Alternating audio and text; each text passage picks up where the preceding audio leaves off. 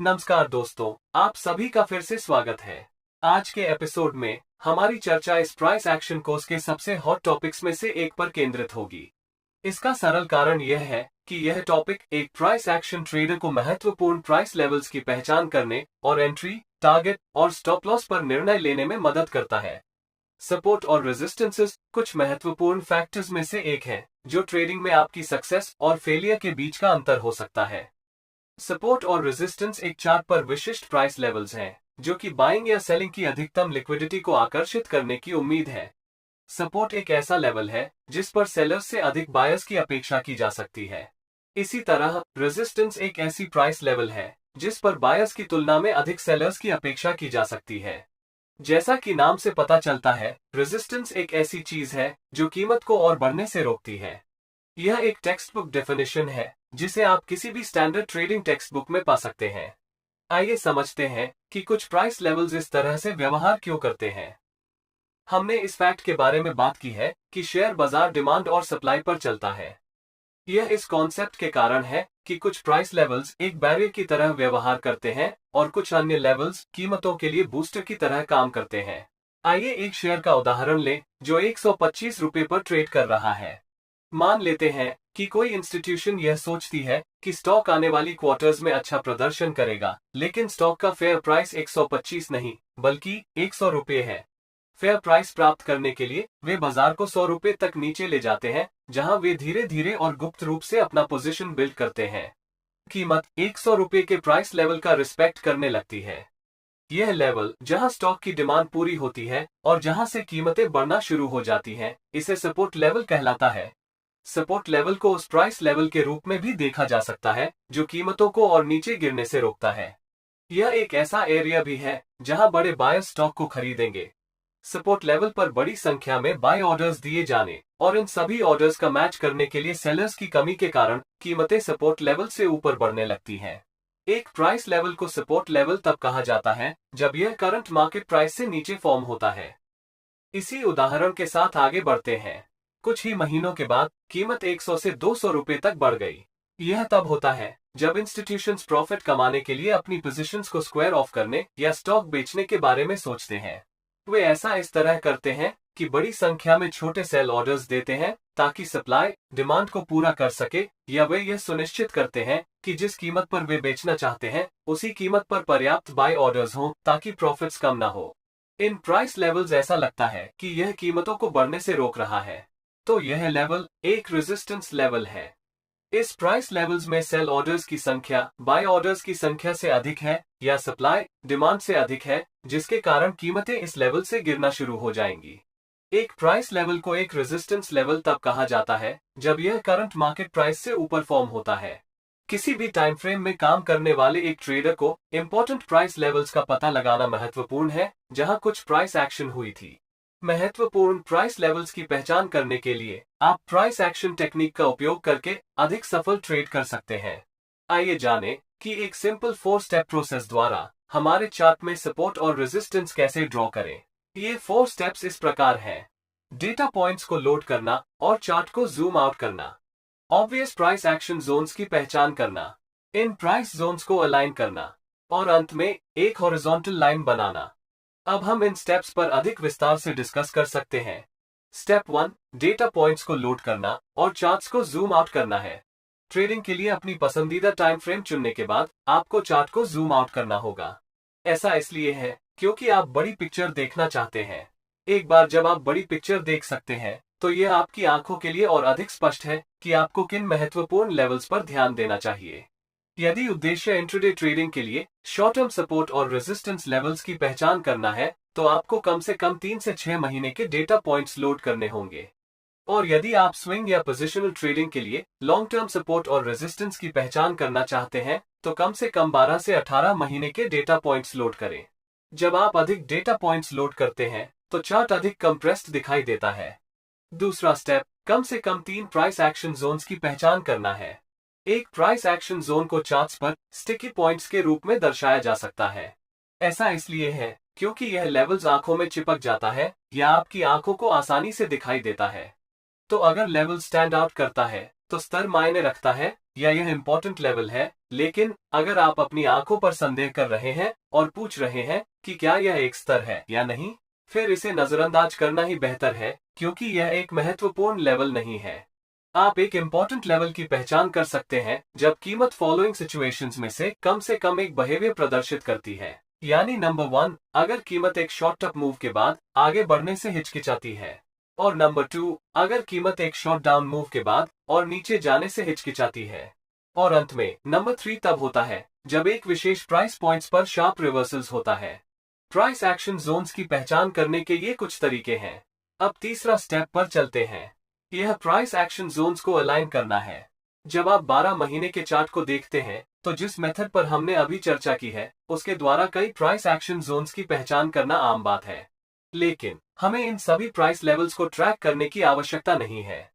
मुख्य विचार यह है कि सेम प्राइस लेवल्स पर कम से कम 3 प्राइस एक्शन पॉइंट्स की पहचान करना है, लेकिन इन प्राइस एक्शन एरियाज की पहचान करते समय ध्यान देने योग्य एक महत्वपूर्ण बात यह सुनिश्चित करना है कि ये प्राइस पॉइंट्स टाइम के आधार पर अच्छी दूरी पर होनी चाहिए। मतलब स्पॉट किए गए 2 प्राइस पॉइंट्स के बीच एक अच्छा टाइम डिफरेंस होना चाहिए। 2 प्राइस एक्शन पॉइंट्स के बीच जितनी अधिक दूरी होगी, सपोर्ट और रेजिस्टेंस उतना ही अधिक शक्तिशाली होगा, या हम कह सकते हैं कि लेवल एक मेजर प्राइस लेवल है। अब प्राइस एक्शन जोन्स को पहचानने और अलाइन करने के बाद हम स्टेप 4 पर आगे बढ़ते हैं, जो एक हॉरिजॉन्टल लाइन प्लॉट करना है। हमारे द्वारा पहचाने गए प्राइस एक्शन जोन्स को एक हॉरिजॉन्टल लाइन से कनेक्ट करें। लाइन खींचने के बाद आपको मैक्सिमम नंबर ऑफ टचेस प्राप्त करने के लिए अपने लाइन को एडजस्ट करना होगा। जितना अधिक पॉइंट्स लाइन को टच करें उतना अच्छा है, क्योंकि जितने अधिक टचेस होंगे प्राइस लेवल उतना ही मजबूत होगा, जो मेजर सपोर्ट या रेजिस्टेंस के रूप में कार्य करेगा। तो आप कैसे बताते हैं कि आपने एक सपोर्ट लाइन खींची है या आपने रेजिस्टेंस लाइन खींचा है? जैसा कि हमने चर्चा की है कि यदि करंट मार्केट प्राइस उस लाइन से ऊपर रहता है जिसे हमने खींचा है, तो यह एक सपोर्ट लेवल के रूप में कार्य करेगा। इसी तरह यदि करंट मार्केट प्राइस उस लाइन से नीचे रहता है जिसे हमने खींचा है, तो यह एक रेजिस्टेंस लेवल के रूप में कार्य करेगा। सपोर्ट और रेजिस्टेंस लेवल्स की योजना बनाते समय अधिकांश ट्रेडर्स एक सामान्य गलती करते हैं। यह अप्रोक्सीमेशन रिस्क है। आमतौर पर सपोर्ट और रेजिस्टेंस की पहचान करते समय आप अप्रोक्सीमेशन रिस्क का शिकार हो जाते हैं। समझने वाली बात यह है कि बाजार केवल एक प्राइस लेवल का रिस्पेक्ट नहीं करेगा, बल्कि संबंधित प्राइस लेवल्स के एक ग्रुप या कीमतों के एक जोन का रिस्पेक्ट करेगा। इसलिए हमें हमेशा एरर्स के लिए जगह देनी होगी। प्राइस लेवल्स को एक रेंज में दर्शाया जाना चाहिए, न कि किसी एकल प्राइस पॉइंट पर। इसका सीधा सा मतलब है कि सपोर्ट और रेजिस्टेंस लेवल्स को प्लॉट करने के लिए एक लाइन खींचने के बजाय हमें वास्तव में इसे एक एरिया या एक जोन के रूप में रिप्रेजेंट करना चाहिए जहां प्राइस एक्शन हो रही है। यह याद रखने का एक महत्वपूर्ण आइडिया है जब आप सपोर्ट और रेजिस्टेंस लेवल्स का ट्रेड करते समय टारगेट्स और स्टॉप लॉसेस को निर्धारित करते हैं। विशेष रूप से यदि आप अपने स्टॉप लॉस को एक सिंगल सपोर्ट या रेजिस्टेंस लाइन के आधार पर रख रहे हैं, तो आप अपने स्टॉप लॉस को बहुत बार हिट कर सकते हैं। आइए बात करते हैं कि सपोर्ट और रेजिस्टेंस लेवल्स कितने रिलायबल हैं। सपोर्ट और रेजिस्टेंस लेवल्स केवल कीमतों के संभावित रिवर्सल होने का संकेत हैं। इसका मतलब यह नहीं है कि हम निश्चित हो सकते हैं कि प्राइस रिवर्सल होने वाला है। इसका मतलब है कि अकेले सपोर्ट और रेजिस्टेंस ही सफलता की होली ग्रेल नहीं है, बल्कि कुछ ऑप्टिमाइजेशन टेक्निक्स हमें हाई क्वालिटी वाले ट्रेड्स की पहचान करने में मदद करेंगी। याद रखें कि जब आप क्वालिटी की तलाश करते हैं तो क्वांटिटी हमेशा कम हो जाती है, लेकिन यह एक अच्छा कॉम्प्रोमाइज है जो लेने लायक है। विचार यह है कि बहुत सारे बेकार ट्रेड्स की पहचान करने और अपनी जेबें फोड़ने के बजाय क्वालिटी वाले ट्रेडिंग सिग्नल्स की पहचान की जाए। यह हमें एक इम्पोर्टेंट कॉन्सेप्ट की ओर ले जाता है। क्या होगा यदि हमारे पास हर ट्रेड के लिए एक चेकलिस्ट है? हमारे द्वारा कोई ट्रेड शुरू करने से पहले चेकलिस्ट एक गाइडिंग प्रिंसिपल के रूप में कार्य करेगी। ट्रेड्स को चेकलिस्ट में निर्दिष्ट कंडीशंस या रूल्स का पालन करना चाहिए। अगर ऐसा होता है तो हम ट्रेड करते हैं, वरना हम ट्रेड छोड़ देते हैं और एक अन्य ट्रेड अपॉर्चुनिटी की तलाश करते हैं जो चेकलिस्ट का अनुपालन करता है। इतना ही नहीं, हमें केवल एक कंफर्मेशन के साथ ट्रेड करने की आदत नहीं बनानी चाहिए। यानी यदि कीमत सपोर्ट और रेजिस्टेंस लेवल्स तक पहुंच जाती है तो हमें प्राइस रिवर्सल की प्रत्याशा में ट्रेड करने में कूद नहीं जाना चाहिए। यह उस तरह काम नहीं करता है। इसके बजाय हमें और कॉन्फर्मेशंस की तलाश करनी चाहिए। पिछले एपिसोड में हमने प्राइस एक्शन कैंडलस्टिक्स के बारे में बात की है, जो बहुत इंपॉर्टेंट हैं। ट्रेडिंग सिस्टम्स बनाने के लिए सपोर्ट और रेजिस्टेंस लेवल्स के साथ इनमें से कुछ प्राइस एक्शन कैंडलस्टिक्स का उपयोग करना एक बहुत अच्छा हैबिट है, यानी एक कॉन्फ्लुएंस ट्रेडिंग सिस्टम बनाना है जो एक सिंगल कंफर्मेशन से अधिक प्रभावी है। अपना खुद का सिस्टम बनाएं और एक चेकलिस्ट भी बनाएं, क्योंकि चेकलिस्ट का एक और फायदा है, यह आपको डिसिप्लिन होने में मदद करता है, क्योंकि डिसिप्लिन ट्रेडर की सफलता का लगभग 80% हिस्सा बनाता है। तो मेरी राय में चेकलिस्ट आपको अनुशासित होने के लिए मजबूर करती है। यह आपको अचानक और लापरवाह ट्रेडिंग डिसीजंस लेने से बचने में भी मदद करेगा, क्योंकि यह एक एक्सटेंसिव टॉपिक है जिसके लिए गहरी समझ की आवश्यकता है।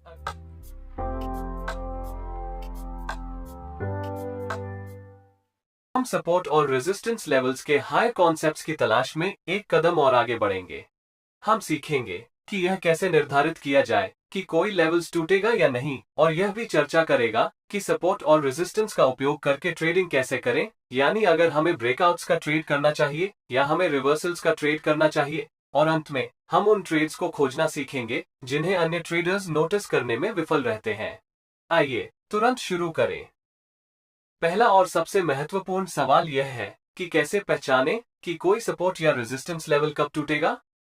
जब आप रेजिस्टेंस लेवल में हाई लोज की एक श्रृंखला देखते हैं, तो आपको रेजिस्टेंस पर बेचने से बचना चाहिए। इसका कारण बहुत ही सरल है। मैं आपको एक उदाहरण देता हूँ। मान लीजिए कि आपके हाथ में यह हथौड़ा है जो बहुत बड़ा और मजबूत है, और आपके ठीक सामने एक ब्रिक की दीवार है। आप हथौड़ा लेते हैं और आप उसे बार बार दीवार से टकराते हैं। मैं आपसे पूछना चाहता हूँ कि क्या ब्रिक की दीवार के बने रहने की संभावना है या इसके टूटने की संभावना है? कॉमन सेंस आपको बताएगा कि ब्रिक की दीवार टूटने की संभावना अधिक है। और यह बिल्कुल वही कॉन्सेप्ट है जब एक शॉर्ट पीरियड के भीतर एक रेजिस्टेंस लेवल का कई बार टेस्ट किया जाता है। संभावना है कि रेजिस्टेंस लेवल टूट जाएगा। मुझे 100% यकीन नहीं है कि लेवल टूटने वाला है, क्योंकि ट्रेडिंग में कोई भी 100% निश्चित नहीं हो सकता है, लेकिन रेजिस्टेंस लेवल के टूटने की संभावना अधिक है। और इसी तरह जब आप सपोर्ट लेवल में लोअर हाइस की एक श्रृंखला देखते हैं, तो संभावना है कि सपोर्ट लेवल टूटने वाला है। ऐसा इसलिए है क्योंकि कीमतें शॉर्ट पीरियड में कई बार सपोर्ट लेवल को टेस्ट करती हैं। हम इस वीडियो में इस विचार को और आगे बढ़ाएंगे जब हम ब्रेकआउट ट्रेड्स के बारे में बात करेंगे। एक और बहुत इंपॉर्टेंट सवाल यह है कि ट्रेडिंग के लिए सर्वोत्तम सपोर्ट और रेजिस्टेंस एरियाज को कैसे खोजा जाए। हम इस प्रश्न को दो ट्रेड आइडियाज के साथ देख सकते हैं। एक ब्रेकआउट्स है और दूसरा है रिवर्सल्स। हम समझेंगे कि कब ब्रेकआउट ट्रेड करना चाहिए और कब रिवर्सल ट्रेड करना चाहिए। आइए रिवर्सल ट्रेडिंग के विचार से शुरू करें। इस प्रकार के रिवर्सल ट्रेडिंग से जुड़ा सबसे इंपॉर्टेंट प्रश्न यह है कि आप कैसे जानते हैं कि एक विशेष लेवल बरकरार रहेगा या नहीं। यदि सपोर्ट या रेजिस्टेंस लेवल बना रहता है, तो ही आप एक रिवर्सल ट्रेड में प्रवेश कर सकते हैं, वरना आप ट्रेड के गलत पक्ष में रहेंगे और नुकसान में समाप्त होंगे। रिवर्सल ट्रेडिंग करने के लिए मैं आपको कुछ टिप्स दूंगा। पहली और सबसे इंपॉर्टेंट बात यह है कि आपको एक मार्केट स्ट्रक्चर में एक पावर मूव या एक मोमेंटम मूव या एक मजबूत प्राइस मूव देखना होगा। इसका मतलब यह है कि यदि आपने सपोर्ट या रेजिस्टेंस एरियाज को खींचा है, तो आप उस लेवल में एक मजबूत प्राइस मूव को देखना चाहते हैं। मजबूत मूव से मेरा मतलब है लार्ज बॉडीड कैंडलस्टिक्स। इसका मतलब है कि एक रेजिस्टेंस एरिया के लिए हम मजबूत बुलिश कैंडल्स को रेजिस्टेंस में आते हुए देखना चाहते हैं, और एक सपोर्ट एरिया के लिए हम मजबूत बेरिश कैंडल्स को सपोर्ट में आते देखना चाहते हैं। पावर मूव या मोमेंटम मूव से मेरा यही मतलब है। मुझे पता है कि यह काउंटर इंट्यूटिव लगता है कि एक मजबूत प्राइस मोमेंटम होने पर किसी को रिवर्सल ट्रेड क्यों करना चाहिए।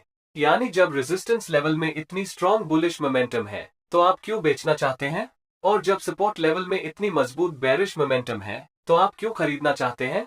अभी चिंता न करें, क्योंकि जैसे जैसे हम आगे बढ़ेंगे आपको स्पष्ट हो जाएगा कि मैं इस बारे में क्यों बात कर रहा हूँ।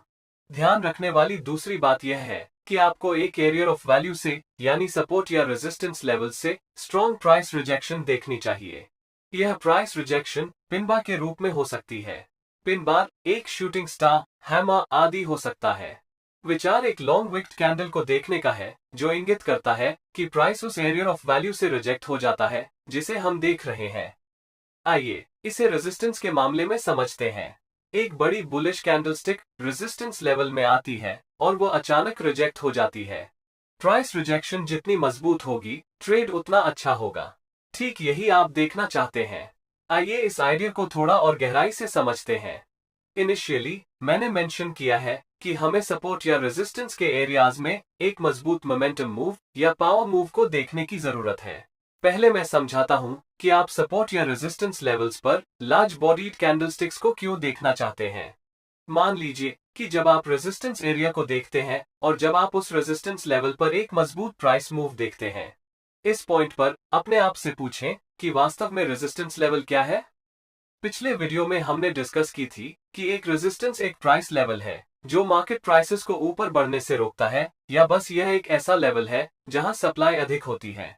और आप यह भी सोचें कि आप वास्तव में अपोजिंग प्रेशर का सामना कहां करेंगे, या बस आपको क्या लगता है कि बायर्स कहां आएंगे ताकि वे अच्छी कीमतों पर खरीद सकें। यदि आप एक अच्छी प्राइस लेवल के बारे में सोचते हैं जिसमें बायर्स आएंगे, और यदि आप चार्ट को देखते हैं, तो संभावना है कि बायर्स हमेशा सपोर्ट के एरिया में खरीदना पसंद करेंगे। यह एक ऑब्वियस मार्केट लेवल है जहां बायर्स किसी विशेष सपोर्ट लेवल पर कीमत के दोबारा रीटेस्ट होने या रिवर्सल होने की प्रतीक्षा कर सकते हैं ताकि वे खरीद सकें या वे लॉन्ग एंट्री ले सकें। इसके अलावा रेजिस्टेंस लेवल से प्राइस रिजेक्शन इंगित करती है कि बायर्स हायर प्राइसेस पर खरीदने को तैयार नहीं है, और यह एक शॉर्ट ट्रेड करने का सबसे अच्छा समय है। दूसरा कारण यह है कि एकमात्र एरिया जहां आपको बायर्स के बाजार में वापस आने से डरना पड़ता है वो सपोर्ट लेवल है। रेजिस्टेंस लेवल पर एक शॉर्ट ट्रेड लेने का एडवांटेज यह है कि आप सपोर्ट और रेजिस्टेंस लेवल्स के बीच के अंतर का लाभ उठा सकते हैं ताकि एक उच्च रिवॉर्ड टू रिस्क प्राप्त किया जा सके।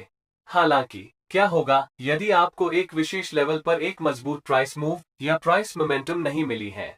इसके बजाय आपको जो मिलता है वो इस तरह के बहुत सारे प्राइस स्विंग्स के साथ एक बहुत ही चॉपी प्राइस मूव है, तो रेजिस्टेंस लेवल से शॉर्ट करना एक अच्छा आइडिया नहीं है। अब अपने आप से वही सवाल पूछें कि अपोजिंग प्रेशर कहां से आएगा, यानी बायर्स को अच्छी बाय प्राइस कहां से मिलेगी। इस मामले में यह प्राइस संभावित रूप से इन स्विंग प्राइस लेवल्स पर हो सकती है। एक ट्रेडर के लिए इसका क्या अर्थ है जो रेजिस्टेंस से शॉर्ट करने की सोच रहे हो। इसका सीधा सा मतलब है कि जब प्राइस इन स्विंग लेवल्स में नीचे आती है तो आपको अपोजिंग प्रेशर का सामना करना पड़ सकता है जो आपके ट्रेड के खिलाफ हो सकता है और आपको अच्छा रिवॉर्ड टू रिस्क नहीं मिलेगा। यही कारण है कि जब इस प्रकार की स्टेयर स्टेपिंग प्राइस एक्शन या लेवल्स में स्विंग टाइप की प्राइस एक्शन होती है तो आपको एक शॉर्ट ट्रेड नहीं करना चाहिए। इसका कारण यह है कि ये सभी minor swing low levels opposing pressure के रूप में कार्य करते हैं जहां बायर्स एंट्री ले सकते हैं और आपके ट्रेड के खिलाफ कीमत बढ़ा सकते हैं। आप एक पर्टिकुलर लेवल पर लार्ज बॉडीड कैंडल्स या लार्ज मोमेंटम कैंडलस्टिक्स को क्यों देखना चाहते हैं, इसका कारण एक बहुत ही सिंपल आइडिया है। अक्सर जब एक मजबूत प्राइस मूव होती है, उदाहरण के लिए एक रेजिस्टेंस लेवल में एक मजबूत बुलिश प्राइस मूव होती है, तो अधिकांश ट्रेडर्स केवल ब्रेकआउट्स पर बाइंग करना चाहेंगे। मुझे यकीन है कि आपने शायद इसे स्वयं किया होगा। जब एक मजबूत मोमेंटम मूव होती है तो आप सोच रहे होंगे चलो ब्रेकआउट पर खरीदते हैं, बाजार में मोमेंटम आ रही है और यह रैली करना जारी रखेगा। तो उस पॉइंट पर सरल निर्णय इसे खरीदना है। अब यहीं से कहानी में ट्विस्ट आता है। आप अपना स्टॉप लॉस कहां रखेंगे? चूंकि आप एक ब्रेकआउट ट्रेड ले रहे हैं, इस बात की बहुत अधिक संभावना है कि आप इसे रेजिस्टेंस के तहत रखेंगे, शायद रेंज के बीच में या रेंज में कहीं नीचे या सपोर्ट लेवल से भी नीचे। यह इंपॉर्टेंट क्यों है?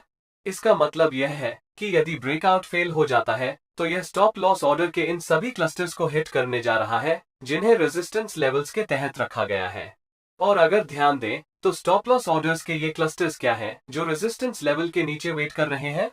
वे केवल मार्केट से बाहर निकलने या उन पोजीशंस को स्क्वायर ऑफ करने के ऑर्डर्स हैं जो उन ब्रेकआउट ट्रेडर्स द्वारा रखे गए थे जिन्होंने स्टॉक पर लॉन्ग ट्रेड्स लिए गया था। इसका मतलब है कि ये वास्तव में सेल स्टॉप लॉस ऑर्डर्स हैं जो बाजार में और सेलिंग प्रेशर को प्रेरित करेगा। मार्केट स्ट्रक्चर में बुलिश मूव जितनी मजबूत होगी उतने ही अधिक ब्रेकआउट ट्रेडर्स नए ट्रेडों में प्रवेश करेंगे और अधिक बाइंग होगी। बदले में अधिक बायर्स का अर्थ है रेजिस्टेंस लेवल के नीचे अधिक सेल स्टॉप लॉस ऑर्डर्स होगा। और यदि कोई प्राइस रिवर्सल होता है या यदि प्राइसेस वापस नीचे की ओर उलट जाती है तो यह इन ब्रेकआउट ट्रेडर्स के सभी सेल स्टॉप लॉस ऑर्डर्स को हिट करेगा। याद रखने वाली एक और महत्वपूर्ण बात यह है कि कीमत किसी पर्टिकुलर लेवल से जितनी देर दूर रहती है ट्रेड उतना ही बेहतर होता है। और ऐसा क्यों है? बात यह है कि जितनी देर तक प्राइस एक पर्टिकुलर लेवल से दूर रहती है, उतना ही यह हायर टाइम फ्रेम वाले ट्रेडर्स का ध्यान आकर्षित करेगा। उदाहरण के लिए, यदि प्राइस ने पिछले 3 महीने या 6 महीने या 1 वर्ष के लिए डेली टाइम फ्रेम पर 150 रुपए के प्राइस लेवल का टेस्ट नहीं किया है, तब आप सुनिश्चित हो सकते हैं कि यह पर्टिकुलर लेवल वीकली पीरियड या मंथली टाइम पीरियड पर भी देखा जा सकता है। और इस कारण से हायर टाइम फ्रेम से अधिक ट्रेडर्स इन प्राइस लेवल्स पर अधिक ध्यान देना शुरू कर देंगे, और इसीलिए आप एक मजबूत प्राइस रिजेक्शन या उस लेवल पर एक रिवर्सल प्राप्त कर सकते हैं जिसका हायर पीरियड में टेस्ट नहीं किया गया है। ठीक है, अब आइए ब्रेकआउट ट्रेड्स की पहचान करना सीखें। अधिकांश नौसिखिया ट्रेडर्स रिवर्सल्स की तुलना में अधिक ब्रेकआउट्स का ट्रेडिंग करते हैं। जब वे एक मजबूत प्राइस मूव देखते हैं तो वे सोचते हैं कि कीमतें चांद पर जाएंगी और वे ब्रेकआउट खरीदने में कूद जाएंगे। अगले ही पल प्राइसेस रिवर्स हो जाती है और ऑपोजिट डायरेक्शन में एक मजबूत रिवर्सल होता है। ये सभी ट्रेडर्स ट्रेड के गलत पक्ष में फंस जाएंगे और इसके परिणामस्वरूप उनका स्टॉप लॉस हिट होगा, जिससे कीमत और भी डिक्लाइन हो जाएगी। आपको सपोर्ट और रेजिस्टेंस पर ब्रेकआउट्स का ट्रेड कब करना चाहिए? यह कॉन्सेप्ट वास्तव में रिवर्सल्स के मामले में आपके द्वारा पहले सीखी गई बातों से काफी विपरीत है। तो आप जानते हैं कि कीमत सपोर्ट या रेजिस्टेंस पर रिवर्स होने की संभावना है जब आपके पास एक पावर मूव या मोमेंटम मूव होता है जो एक प्राइस रिजेक्शन के साथ एक मार्केट स्ट्रक्चर में चलती है। जब आप इसे एक ब्रेकआउट दृष्टिकोण से देख रहे हैं तो आप मार्केट स्ट्रक्चर में एक मजबूत मोमेंटम मूव नहीं देखना चाहते हैं। इस मामले में आप जो देखना चाहते हैं वह एक प्राइस एक्शन है, जिसके बारे में हमने इस वीडियो की शुरुआत में ही चर्चा की है। हमें हाई लोज को रेजिस्टेंस में देखना होगा, कुछ हद तक एक असेंडिंग ट्रायंगल की तरह दिखना चाहिए, या हमें लोअर हाइज को सपोर्ट में देखना चाहिए जो कुछ हद तक एक डिसेंडिंग ट्रायंगल जैसा दिखता है, या यहाँ तक कि एक तीसरा प्रकार जहाँ एक प्राइस बिल्डअप होता है जो मूविंग एवरेजेस द्वारा सपोर्टेड होता है। मैं सब समझा दूंगा। रेजिस्टेंस लेवल में हाई लोज कुछ इस तरह दिखेगा। आप देख सकते हैं कि कीमत कुछ हद तक असेंडिंग ट्रायंगल पैटर्न की तरह दिखती है। यह महत्वपूर्ण है क्योंकि यह मुझे बता रहा है कि बायर्स हायर प्राइसेस पर खरीदने के इच्छुक हैं और सेलर्स बेचने में इंटरेस्ट नहीं रखते हैं या वे कमजोर हैं। असेंडिंग ट्रायंगल पैटर्न मुझे बताता है कि सेलर्स अपनी ताकत के मामले में कमजोर हो रहे हैं। बात यह है कि पहली बार सेलर्स अच्छे मार्जिन से कीमत को नीचे धकेलने में कामयाब रहे और लगातार बार धक्का और कमजोर होता गया। यह बुलिश स्ट्रेंथ का संकेत है, जिसका मतलब है कि बाजार संभवतः ब्रेकआउट हो सकता है। इस उदाहरण में आप रेजिस्टेंस से शॉर्ट नहीं करना चाहते हैं क्योंकि नंबर 1, आपके पास रेजिस्टेंस स्ट्रक्चर में मोमेंटम मूव नहीं है, और नंबर 2, यदि आप रेजिस्टेंस से शॉर्ट ट्रेड लेते हैं तो बायर्स संभावित रूप से इन इंटरमीडिएट स्विंग लेवल्स से आ सकते हैं जो कि फॉर्म किए गए हैं, और इसका परिणाम यह है कि आप अपने स्टॉप लॉस को हिट करेंगे। इसी तरह आइए लोअर हाइज को सपोर्ट लेवल में देखें, जो लगभग एक समान कॉन्सेप्ट है।